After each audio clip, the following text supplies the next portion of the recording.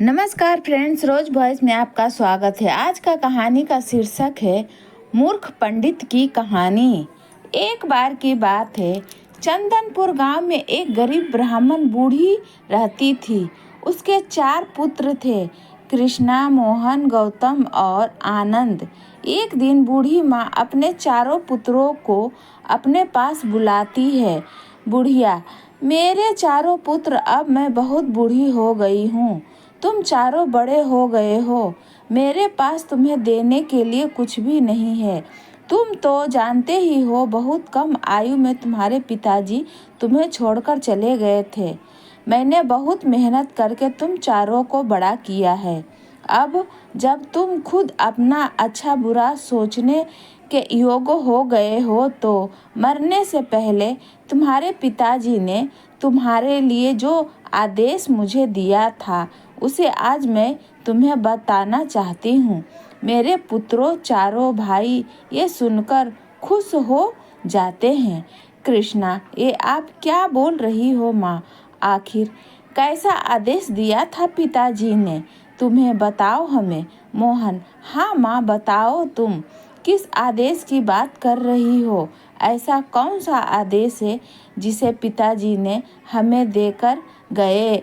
माँ बुढ़िया, बेटा, तुम्हारे पिताजी ने तुम चारों को ये आदेश दिया था कि जब तुम चारों बड़े हो जाओगे तो यहाँ से कोसों दूर एक जंगल में, जिसमें योगी भैरव नंदा रहा करते हैं, जब तुम चारों बड़े हो जाओगे तो तुम्हारी जो भी इच्छा होगी वो तुम उनसे मांग लेना।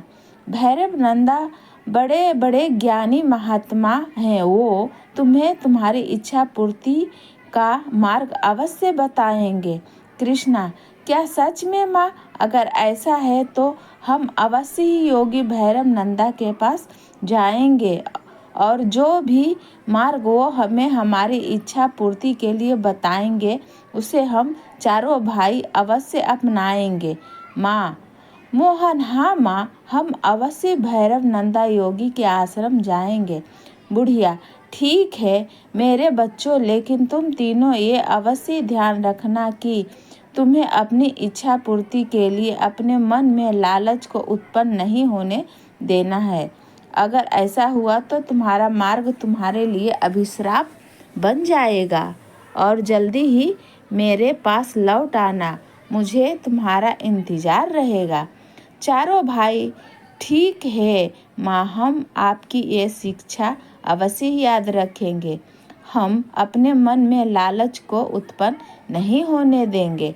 कृष्णा, अच्छा माँ, अब हम योगी भैरव नंदा के आश्रम की ओर चलते हैं। रास्ते में आनंद, भाइयों, क्या सच में गुरु जी के पास दिव्य शक्तियाँ हैं या बस सब बातें हवा में ही है? कृष्णा, आनंद, ऐसी बातें नहीं करते। गुरु जी तपस्वी हैं और वो हमारे पिताजी के भी गुरु थे। आनंद, हाँ हाँ ठीक है, देखते हैं। गुरु जी को भी आज थोड़ी दूर चलने पर उन्हें भैरव नंदा का आश्रम दिखाई पड़ा। कृष्ण, अरे वो देखो, वो रहा योगी भैरव नंदा का आश्रम। चलो उस ओर चलते हैं। तभी वो चारों आश्रम में जाते हैं। वहाँ योगी भैरव नंदा ईश्वर के ध्यान में मन मगन आश्रम के बाहर बैठे दिखते हैं। कृष्णा, प्रणाम गुरुजी, अपनी आंखें खोलिए।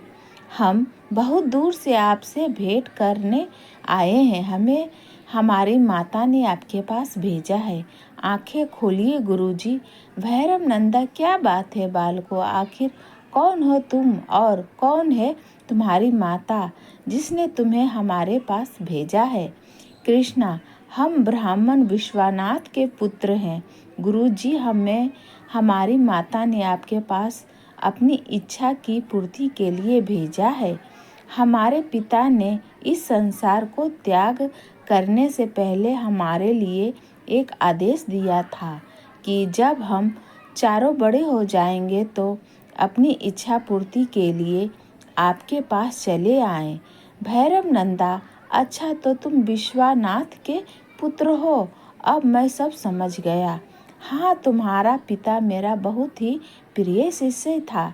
एक दिन उसने मुझसे एक वरदान मांगा कि भविष्य में जब मेरे चारों पुत्र तुम्हारे पास आएंगे तो जो भी उनकी इच्छा होगी वो मैं अवश्य ही पूरी करूँगा। बताओ विश्वनाथ के पुत्रों, तुम्हारी क्या इच्छा है? मैं अवश्य ही तुम्हारी इच्छा पूर्ति में सहायता करूँगा। कृष्णा, गुरुजी, वैसे तो हमारी कुछ महत्वपूर्ण इच्छा नहीं है, लेकिन हम चाहते हैं जो भी आप हमें अपने आशीर्वाद के रूप में देंगे उसे ही हम अपनी इच्छा और आपका उपहार समझ लेंगे। नंदा योगी ये बात सुनकर बहुत खुश हो जाता है। भैरव नंदा, हे विश्वनाथ के पुत्रों, बहुत ही उत्तम विचार है तुम्हारा। तुम भी अपने पिता की तरह ज्ञानी और बुद्धिमान हो। मैं तुमसे बहुत खुश हुआ। तुम यहीं रुको, मैं अभी आता हूँ। पुत्रों आनंद मन में, अरे ये क्या बोल दिया भैया ने। ये भैरव नंदा योगी हमें बहुत कुछ दे सकता है, लेकिन लगता है भैया की बुद्धि पर तो पत्थर ही पड़ गया है। अब न जाने ये योगी हमें क्या ही उपहार में देगा, और जो देगा वो हमारे काम का होगा भी या नहीं। भगवान जाने, मुझे मौका मिला तो मैं इतना धन दौलत मांगता कि 7 पुश्ते आराम से खाती। हाँ, जिसके बाद भैरव नंदा अपने आश्रम की कुटिया में जाते हैं और 4 जमीन खोदने वाली कुदाल लेकर आता है और चारों को एक एक कुदाल दे देता है। ये देखकर चारों बहुत हैरान हो जाते हैं। कृष्णा, गुरुजी, इस कुदाल का भला हम क्या करेंगे? क्या ये हमारे किसी कार्य में उपयोग लाए जा सकती है? गुरुजी आनंद, हाँ गुरुजी, भला ये कुदाल हमारे किस काम की? इस कुदाल का भला हम क्या करेंगे? भैरव नंदा, ये कुदाल ही मेरा तुम्हारे लिए उपहार है। पुत्रों, इसके द्वारा ही तुम्हें मेरे द्वारा दिए गए उपहार प्राप्त होंगे। तुम आगे जंगल में जाकर जिस भी स्थान में इस कुदाल को जिस भी जमीन पर चलाओगे वही तुम्हें तुम्हारा उपहार मिल जाएगा। लेकिन पुत्रों, ये ध्यान रखना, ज़्यादा अधिक उपहार की उपेक्षा मत करना, वरना तुम्हारा सर्वनाश हो जाएगा। कृष्णा, ठीक है गुरुजी, हम आपकी ये बात अवश्य ही ध्यान में रखेंगे। हम किसी भी लालचवश अधिक उपहार की उपेक्षा नहीं करेंगे। जिसके बाद वह चारों अपनी अपनी कुदाल लेकर जंगल की ओर निकल पड़ते हैं। कृष्णा, मुझे लगता है हमें इस कुदाल से यहीं खोदना शुरू कर देना चाहिए। शायद गुरुजी के दिए उपहार हमें यहीं इसी जमीन के अंदर मिलेंगे। गौतम, हाँ भैया, आप बिल्कुल सत्य कह रहे हैं। हमें यही गुरुजी की दी कुदाल से खुदाई शुरू कर देना चाहिए। मेरा मन तो अंदर ही अंदर प्रसन्न हुए जा रहा है उपहार पाने के लिए। चलो चलो जल्दी करो। तभी वो चारों अपनी अपनी कुदाल से जमीन खोदना शुरू कर देते हैं। जब कृष्णा कुदाल से जमीन खोदता है तो उसे अचानक से बहुत सारे तांबे के कुछ सुंदर बर्तन दिखाई पड़ते हैं। कृष्णा, अरे वाह वाह, ये तो बहुत ही सुंदर तांबे के बर्तन है।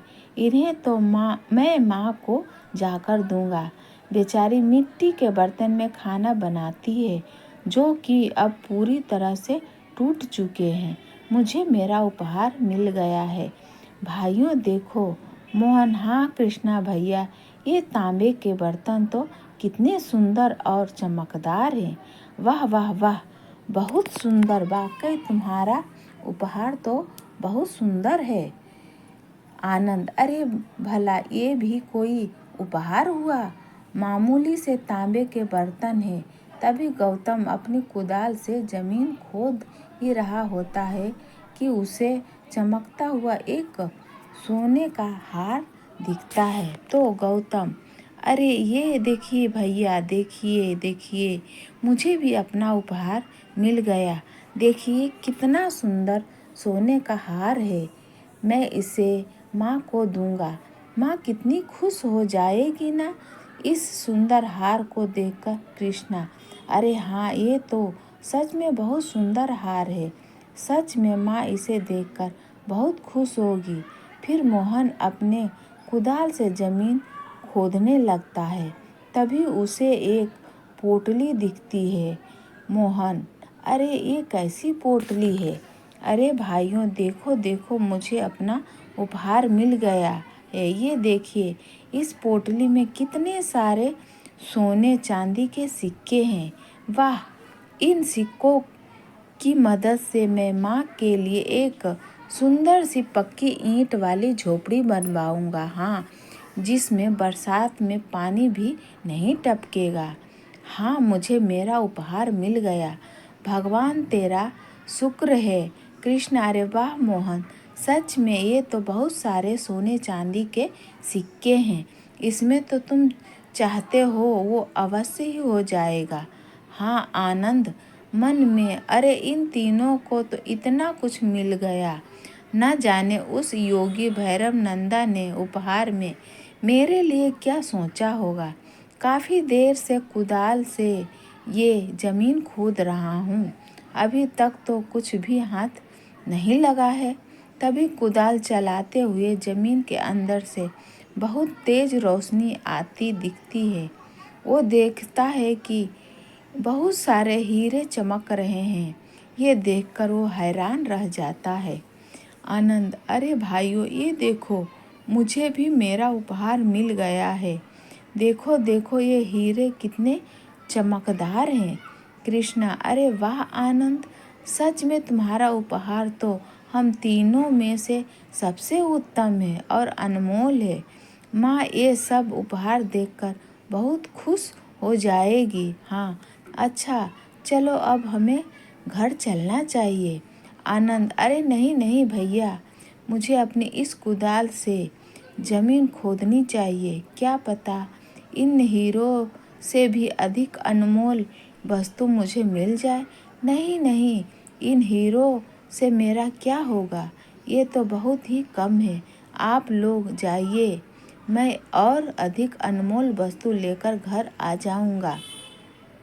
हाँ, आनंद की बात सुनकर तीनों भाई बहुत हैरान हो जाते हैं। कृष्णा, अरे आनंद, ये तुम क्या बोल रहे हो? ये बिल्कुल भी उत्तम नहीं है। याद नहीं गुरुजी ने क्या कहा था हमें?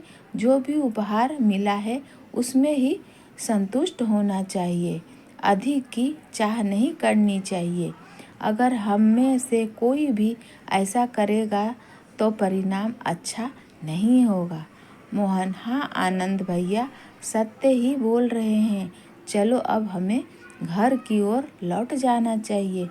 माँ हमारा इंतज़ार कर रही होगी। आनंद, नहीं भैया, मैं बस इन हीरो को लेकर माँ के पास नहीं जाऊँगा। मुझे और अधिक और अनमोल उपहार की तलाश है। मुझे विश्वास है वो मुझे इसी ज़मीन के अंदर मिलेगा। इतने कम धन से मेरा कुछ नहीं होने वाला। मुझे तो बहुत सारा धन चाहिए जो कि यहाँ ज़मीन के अंदर ज़रूर दफन है। तुम लोग जाओ माँ के पास, मैं अपनी कीमत और बहुमूल्य उपहार लेकर रहूँगा। हाँ, वो खोदने लगता है। काफ़ी देर तक ज़मीन खोदने के बाद उसे ज़मीन में एक बहुत बड़ी सुरंग दिखाई देती है और अचानक से आनंद के हाथों से कुदाल छूटकर उस सुरंग में गिर जाती है, जिसकी वजह से आनंद का पैर फिसल जाता है और आनंद चिल्लाता हुआ उस सुरंग के अंदर गिर जाता है। आनंद चिल्लाते हुए, अरे बाबा बचाओ मुझे, ये क्या हो गया? मेरा अनमोल उपहार बचाओ बचाओ। तभी यह दृश्य देखकर उसके तीनों भाई हैरान हो जाते हैं। कृष्णा, ये तुमने क्या कर दिया आनंद? अपने लालच के कारण तुम अपनी ही बनाई सुरंग में गिर गए। इसलिए ही भैरव नंदा गुरुजी ने ये कहा था कि तुम्हारा लालच ही तुम्हारे सर्वनाश की ओर ले जाएगा। ये तुमने क्या कर दिया आनंद? अरे मेरे भाई, तुम्हें तुम्हारा लालच ले डूबा। मोहन, अब हम क्या करेंगे? वापस आ जाओ भाई, भाई बाहर आ जाओ। मेरा प्यारा भाई। और तीनों भाई फूट फूट कर रोने लगते हैं। किसी ने सच ही कहा है, हमें धैर्य और सब्र से काम लेना चाहिए। लालच विनाश का कारण है। यहाँ अगर आनंद कम धन में संतुष्ट कर लेता तो उसे मौत के मुंह में जाना नहीं पड़ता। तो फ्रेंड्स, ऐसी कहानी सुनने के लिए इस चैनल से बने रहें। इस वीडियो को लाइक करें, शेयर करें। अगर आप इस चैनल पर नए हैं तो चैनल को सब्सक्राइब करें। नमस्कार फ्रेंड्स।